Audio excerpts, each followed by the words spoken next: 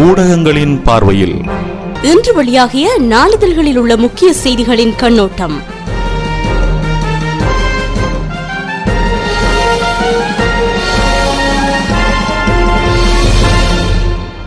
ஜெனீவாவில் இலங்கைக்கு எதிரான பிரேரணை நிறைவேற்றப்பட்டதை அடுத்து மேற்குலகத்திற்கும் இலங்கைக்கும் இடையிலான ராஜதந்திர உறவுகளில் விரிசல் ஏற்பட்டுள்ளது. மேற்கு நாடுகளின் தூதுவர்கள் கொழும்பு மீது கடும் அதிருப்தியில் உள்ளனர். வணக்கம் நேயர்களே, இன்று ஏப்ரல் மாதம் 17ஆம் தேதி செவ்வாய்க்கிழமை மற்றும் ஒரு ஊடகங்களின் பார்வை நிகழ்ச்சி ஊடாக இன்று உங்களை சந்திக்கிறேன். இலங்கையின் நிலைமைகள் குறித்து ஆராய இந்தியாவின் எதிர்க்கட்சி நாடாளுமன்ற பிரதிநிதிகள் குழு இலங்கைக்கு விஜயம் செய்துள்ளது. இந்த செய்திகள் தமிழ் நாளிதழ்களில் முக்கிய பிரதான செய்திகளாக வெளியிடப்பட்டுள்ளன. நாம் இன்றைய தினமும் முதலாவதாக யாழ்ப்பாணத்திலிருந்து வெளிவரும் உதயன் பத்திரிகையை பார்க்கலாம். அதன் இன்றைய பிரதான தலைப்புச் செய்தி: மேற்கு நாடுகளின் தூதுவர்கள் கொழும்பு மீது கடும் அதிருப்தி, அரசின் தொடர் விமர்சனங்களால் விசனம் என்ற பிரதான தலைப்புடன் அந்த பத்திரிகை வெளிவந்துள்ளது. மேற்குலக நாடுகள் தொடர்பாக இலங்கை அரசு அண்மை காலமாக வெளியிட்டு வரும் குற்றச்சாட்டுகள், விமர்சனங்களால் கொழும்பில் உள்ள மேற்குலக நாடுகளின் தூதுவர்கள் இலங்கை அரசு மீது கடும் அதிருப்தியில் உள்ளதாக ராஜதந்திர வட்டாரங்களில் இருந்து தெரிய வருகிறது. ஜனாதிபதி ராஜபக்ச மற்றும் அமைச்சர்கள், அரச நாடாளுமன்ற உறுப்பினர்கள் ஆகியோர் மேற்குலக நாடுகள் மீது தொடர்ச்சியாக பகிரங்கமாக குற்றச்சாட்டுகளையும் விமர்சனங்களையும் வெளியிட்டு வருகின்றமையே மேற்கு தூதுவர்களின் சீற்றத்திற்கும் அதிருப்திக்கும் காரணம் என்று கூறப்படுகிறது. அரசின் இந்த செயற்பாடுகள் தொடர்பாக மேற்குலக தூதுவர்கள் இலங்கை வெளிவிவகார அமைச்சுக்கு சுட்டிக்காட்டியுள்ளதாக ராஜதந்திர வட்டாரங்கள் மூலம் மேலும் அறிய வருவதாக இன்றைய உதயனின் பிரதான செய்தி நீண்டு செல்கிறது. முகாம் மக்களை சந்திக்க அனுமதியுங்கள், இலங்கையிடம் இந்தியா அவசர கோரிக்கை என்ற தலைப்பில் இன்னும் ஒரு செய்தி வெளிவந்துள்ளது. வன்னியில் இறுதி போரின் போது இடம்பெயர்ந்த மக்கள் தங்கியுள்ள மணிக்ஃபார்ம் நலன்புரி முகாமுக்கு எம்மை எவ்வித கட்டுப்பாடுகளும் இன்றி சென்று பார்வையிட அனுமதிக்குமாறு இலங்கை அரசிடம் கோரியுள்ளதாக இலங்கை வந்துள்ள இந்திய நாடாளுமன்ற குழுவின் தலைவர்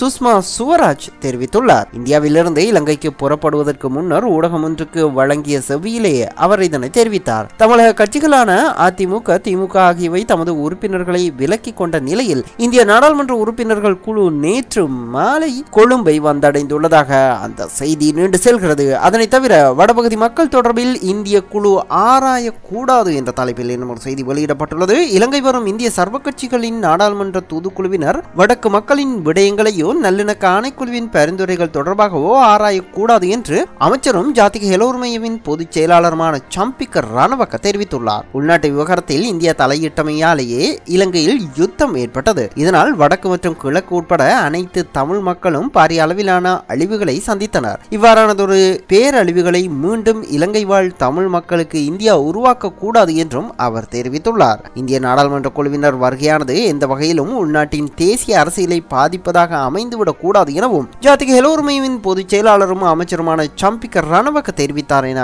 அந்த செய்தியும் நீண்டு செல்கிறது. நாம் அடுத்ததாக இன்று வெளிவந்துள்ள வீரகேசரி பத்திரிகையும் பார்க்கலாம். அதன் பிரதான தலைப்புச் செய்தி: முகாம்களில் தங்கியுள்ள மீள்குடியேறிய மக்களை இந்தியா குழுவினர் சந்திப்பர், இலங்கை வர முன்னர் கிருஷ்ணாவுடன் பேச்சு, அரசியல் தீர்வு குறித்து ஜனாதிபதியுடன் கலந்துரையாட உள்ளதாக நாச்சியப்பன் கேசரிக்கு தகவல் என்ற பிரதான தலைப்புச் செய்தியை இன்றைய தினம் வீரகேசரி பத்திரிகை வெளியிட்டுள்ளது. இந்திய சர்வகட்சி நாடாளுமன்ற குழுவினர் 6 நாள் விஜயத்தை மேற்கொண்டு நேற்று இரவு இலங்கை வந்தடைந்தனர். இந்த குழுவினர் இலங்கை வருவதற்கு முன்னர் இந்திய வெளிவிவகார அமைச்சர் எஸ் எம் கிருஷ்ணாவை சந்தித்து உரையாடியதாக சர்வகட்சி குழு உறுப்பினரும் காங்கிரஸ் எம்பியுமான சுதர்ஷன் நாச்சியப்பன் புதுடில்லியிலிருந்து புறப்படுவதற்கு முன்னர் கேசரிக்கு தெரிவித்ததாக அந்த செய்தி நீண்டு செல்கிறது. இந்திய எம்பிக்கள் குழுவினர் பசில் பீரிஸுடன் இன்று சந்திப்பு என்ற தலைப்பில் இன்னும் ஒரு செய்தி வெளியிடப்பட்டுள்ளது. இலங்கைக்கு விஜயம் மேற்கொண்டுள்ள இந்திய சர்வகட்சி பாராளுமன்ற குழுவினர் இன்று வெளிவிவகார அமைச்சர் பேராசிரியர் ஜி.எல். பீரிஸ் மற்றும் பொருளாதார அபிவிருத்தி அமைச்சர் பசில் ராஜபக்ச ஆகியோரை சந்தித்து பேச்சு நடத்த உள்ளனர். இந்த பேச்சுவார்த்தையின் போது யுத்தத்தின் பின்னரான நிலைமை, அரசியல் தீர்வு விவகாரம் மற்றும் மீள் குடியேற்ற நிலைமை உள்ளிட்ட பல்வேறு விடயங்கள் குறித்து விரிவாக ஆராயப்படும் என தெரிய வருகிறது என அந்த செய்தி நீண்டு செல்கிறது. அரசை பாதுகாக்கும் உளவு பிரிவே இந்திய பாராளுமன்ற குழு. தமிழ் மக்களுக்கு எந்த விடிவும் கிட்டாது என்கிறது நவ சமசமாஜ கட்சி என்ற தலைப்பில் இன்னும் ஒரு செய்தி வெளியிடப்பட்டுள்ளது. ஜனாதிபதி மஹிந்த ராஜபக்சவின் அரசாங்கத்தை பாதுகாப்பதற்கான உளவு பிரிவினரை இலங்கை வரும் இந்திய பாராளுமன்ற குழு என குற்றஞ்சாட்டும் நவ சமசமாஜ கட்சி தமிழ் மக்களை மேலும் மேலும் எவ்வாறு அடக்கி ஆள முடியும் என்பதனையே இலங்கை அரசாங்கமும் இந்திய குழுவும் ஆராயும் என்று தெரிவித்தது. இந்த விடயம் தொடர்பாக நவ சமசமாஜ கட்சியின் தலைவரும் தேவல் கல்கிஸ் மாநகர சபை உறுப்பினருமான கலாநிதி விக்ரம் பாகு கருணாரத்ன இதனை தெரிவித்துள்ளதாக அந்த செய்தி நீண்டு செல்கிறது. செல்கிறது. இதனை தவிர இந்திய குழுவின் இலங்கை விஜயத்தால் எந்த பயனும் கிடைக்காது ஐக்கிய தேசிய கட்சி கூறுகிறது என்ற தலைப்பில் இன்னும் ஒரு செய்தி வெளியிடப்பட்டுள்ளது. அத்துடன் இந்திய எம்பிக்கள் குழு ஊடாக எமது விடுதலைக்கு வழி ஏற்படுத்தவும் அரசியல் கைதிகள் சம்பந்தன் எம்பிக்கு கடிதம் என்ற தலைப்பில் இன்னும் ஒரு செய்தி வெளியிடப்பட்டுள்ளது. இலங்கை வந்திருக்கும் இந்திய நாடாளுமன்ற குழுவின் ஊடாக எமது விடுதலைக்கு வழி ஏற்படுத்துமாறு சிறைச்சாலைகளில் நீண்ட காலமாக தடுத்து வைக்கப்பட்டுள்ள தமிழ் அரசியல் கைதிகள் கோரிக்கை விடுத்துள்ளனர். இது தொடர்பாக அவர்கள் தமிழ் தேசிய கூட்டமைப்பின் தலைவர் ஆர் சம்பந்தனுக்கு கடிதம் ஒன்றையும் அனுப்பி வைத்துள்ளதாக அந்த செய்தியும் நீண்டு செல்கிறது. அத்துடன் மேனிக்ஃபார்ம் முகாம்களில் இருக்கின்ற தமிழர்களை சந்திக்க வலியுறுத்தியுள்ளோம் சுஷ்மா சுவராஜ் தெரிவிப்பு என்ற தலைப்பில் இன்னும் ஒரு செய்தி வெளியிடப்பட்டுள்ளது. இதனை தவிர ஜனாதிபதியுடனான விருந்தை ரத்து செய்து பேச்சுவார்த்தைக்கு ஏற்பாடு செய்யுங்கள் இந்திய எம்பிக்கள் குழு கோரிக்கை என்ற தலைப்பில் இன்னும் ஒரு செய்தியும் வெளியிடப்பட்டுள்ளது. இலங்கை ஜனாதிபதி மஹிந்த ராஜபக்சவுடனான விருந்து என்ற நிகழ்ச்சியை மாற்றி அவரை சந்தித்து பேசும் வகையிலான நிகழ்வொன்றை ஏற்பாடு செய்யுங்கள். அதேபோல் பாதிக்கப்பட்ட தமிழர்களையும் சந்திக்க அனுமதியுங்கள் என இந்திய சர்வகட்சி பாராளுமன்ற குழு புதிய கோரிக்கையை முன்வைத்துள்ளது. இலங்கையில் நடைபெற்று வரும் புனர் நிர்மாண பணிகளை பார்வையிட இந்திய பாராளுமன்ற எதிர்க்கட்சி தலைவர் சுஷ்மா சுவராஜ் தலைமையில் அமைக்கப்பட்ட இந்திய சர்வகட்சி பாராளுமன்ற குழு இலங்கை சென்றுள்ளது. முன்னதாக எம்பிக்கள் குழு பயணம் வெறும் கண்துடைப்பு நாடகம் என்று புகார்கள் எழுந்ததை அடுத்து இலங்கை செல்லும் குழுவில் இருந்து அதிமுகவும் திமுகவும் விலகி கொண்டுள்ளமை குறிப்பிடத்தக்கது என அந்த செய்தி நீண்டு செல்கிறது. இந்த நிலையிலே ஜனாதிபதியுடனான விருந்தை ரத்து செய்து பேச்சுவார்த்தைக்கு ஏற்பாடு செய்யுங்கள் என சுஷ்மா சுவராஜ் கோரிக்கை விடுத்துள்ளார். வீரகேசரி முன்பக்கத்தில் பெரும்பாலாக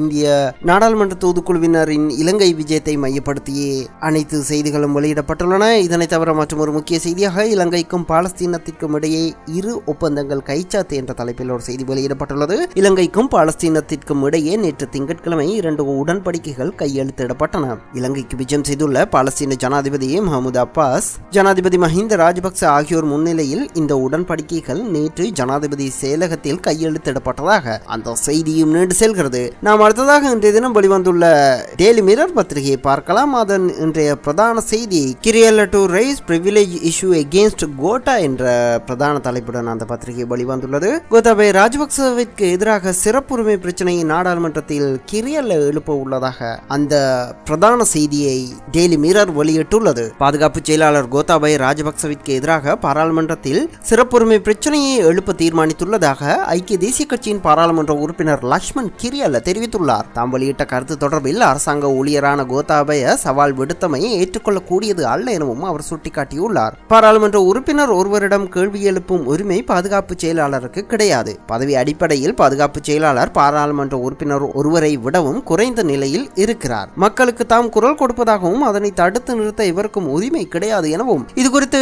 பாராளுமன்றத்தில் சிறப்புரிமை பிரச்சனை ஒன்றை எழுப்ப தான் தீர்மானித்துள்ளதாகவும் ஐக்கிய தேசிய கட்சியின் நாடாளுமன்ற உறுப்பினர் லக்ஷ்மன் கிரியல தெரிவித்துள்ளதாக அந்த செய்தி நீண்டு செல்கிறது. இதனை தவிர Thai woman pregnant with cocaine caught என்ற தலைப்பில் இன்னொரு செய்தி வெளியிடப்பட்டுள்ளது. தாய் கர்ப்பிணி யுவதி ஒருவர் கொக்கைன் போதைப் பொருளுடன் பிடிபட்டுள்ளதாக அந்த செய்தியை டெய்லி மிரர் வெளியிட்டுள்ளது. இதனை தவிர ஐநா மனித உரிமை பேரவை இலங்கை மீது மீண்டும் அழுத்தம் பிரயோகிக்கக்கூடிய அபாயம் ஏற்பட்டுள்ளதாகவும் இன்னொரு செய்தி வெளியிடப்பட்டுள்ளது.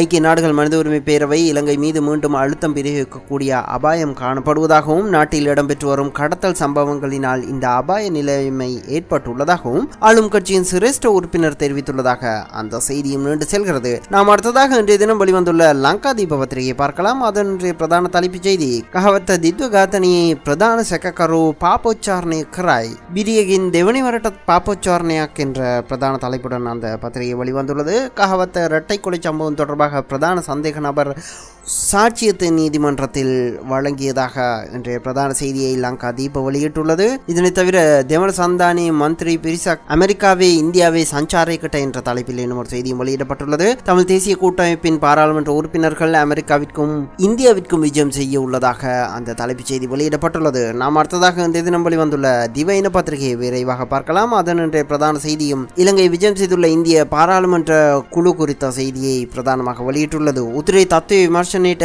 විපක්ෂ නායකයා ඇතුළු ඉන්දිය නියෝජිතයන් ශ්‍රී ලංකා ගමන ස්ථීරයි. ஜெயலலிதாගේ ஹா கருணாநிதிගේ பக்ஷின் நியோஜித்தையான் என்ற தலைப்பில் இன்றைய பிரதான செய்தியை வெளியிட்டுள்ளது. வடக்கின் நிலைமைகள் குறித்து ஆராய்வதற்கான எதிர்க்கட்சி தலைவர் உள்ளிட்ட இந்திய பிரதிநிதிகள் குழுவின் இலங்கை விஜயம் உறுதி செய்யப்பட்டுள்ளது. ஜெயலலிதா கருணாநிதி ஆகியோரது கட்சிகளின் பிரதிநிதிகள் அந்த தூதுக்குழுவில் இடம்பெறவில்லை என்று இன்றைய பிரதான தலைப்புச் செய்தியை தீவ இன வெளியிட்டுள்ளது.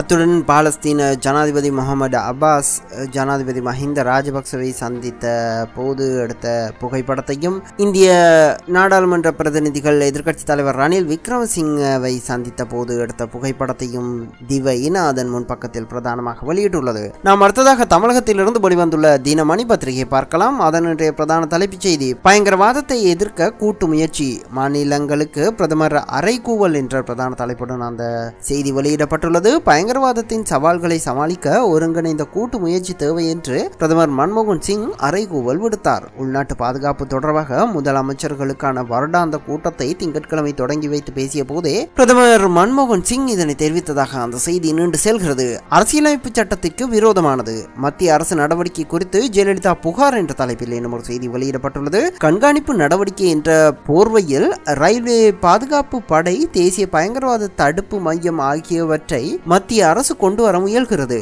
இதன் மூலம் மாநிலங்களின் அதிகாரம் பறிக்கப்படுகிறது. இது அரசியலமைப்பு சட்டத்திற்கு விரோதமானது என்று தமிழக முதலமைச்சர் ஜெயலலிதா புகார் தெரிவித்துள்ளார். எந்த ஒரு நிதி தேவைக்கும் மத்திய அரசின் தயவை எதிர்நோக்கும் நிலையில் மாநிலங்களை மத்திய அரசு வைத்துள்ளது என்றும் அவர் குற்றஞ்சாட்டியதாக அந்த செய்தியும் நீண்டு செல்கிறது. இலங்கை சென்றது இந்திய எம்பிக்கள் குழு, திடீரென விலகியது திரிணாமுல் காங்கிரஸ் என்ற தலைப்பில் என்னும் ஒரு செய்தியும் வெளியிடப்பட்டுள்ளது. இலங்கைக்கு சென்றுள்ள இந்திய எம்பிக்கள் குழுவிலிருந்து திரிணாமுல் காங்கிரஸ் கட்சி திடீரென விலகியது. அந்த கட்சியின் சார்பில் சுசாரு ரஞ்சன் ஹல்தர் செல்வதாக இருந்தது. கடைசி நேரத்தில் அவர் அக்குழுவிலிருந்து விலகினார். இதனை அடுத்து இந்திய எம்பிக்கள் குழுவில் இடம்பெற்றவர்களின் எண்ணிக்கை 12ஆக குறைந்து விட்டது என அந்த செய்தியும் நீண்டு செல்கிறது. நாம் அடுத்ததாக இந்த தினம் வெளிவந்துள்ள தினமலர் பத்திரிகை பார்க்கலாம். அதனுடைய பிரதான செய்தி, புது கூட்டணி, காங்கிரஸ் அல்லாத முதல்வர்கள் டில்லியில் ஆலோசனை, மாநில அரசின் அதிகாரத்தில் மத்திய அரசு தலையிடுவதாக புகார் என்ற பிரதான தலைப்புடன் அந்த பத்திரிகை வெளிவந்துள்ளது. தலைநகர் டெல்லி வந்திருந்த தமிழக முதல்வர் ஜெயலலிதாவுடன் குஜராத் முதல்வர் நரேந்திர மோடியும் ஒடிசா முதல்வர் நவீன் பட்நாயக்கும் நேற்று தனித்தனியாக சந்தித்து ஆலோசனை நடத்தினர். இந்த சந்திப்புகள் குறித்து எந்த தலைவருமே எதையுமே வெளிப்படையாக கூறவில்லை. இருப்பினும் வரும் மே 5ஆம் தேதி நடைபெறும் பயங்கரவாத தடுப்பு தேசிய மையம் குறித்த ஆலோசனை கூட்டத்தில் என்ன நிலைப்பாடு எடுப்பது என்பது குறித்து ஆலோசனைகள் மேற்கொள்ளப்பட்டிருக்கலாம் என்று கூறப்படுவதாக இன்றைய தினமலர் பத்திரிகையின் பிரதான செய்தி நீண்டு செல்கிறது. நாம் அடுத்ததாக தினத்தந்தி பத்திரிகையை பார்க்கலாம். அதனுடைய பிரதான செய்தியும், மாநில அரசுகளை மாநகராட்சி அளவுக்கு குறைத்து மதிப்பிடுவதா, முதல் மந்திரிகள் மாநாட்டில் மத்திய அரசுக்கு ஜெயலலிதா கண்டனம் என்ற பிரதான தலைப்புடன் அந்த பத்திரிகை வெளியிடப்பட்டுள்ளது. இந்த செய்தி குறித்து நாம் ஏற்கனவே தினமணி மற்றும் தினமலர் பத்திரிகையில் விரிவாக பார்த்திருந்தோம். ஆகவே இன்றைய ஊடகங்களின் பார்வை நிகழ்ச்சியை இத்துடன் நிறைவு செய்து கொண்டு மீண்டும் இதே நிகழ்ச்சியில் நாளை உங்களை சந்திக்கும் வரை உங்களிடமிருந்து விடைபெறும் நான் VAK. வணக்கம் நேயர்களே.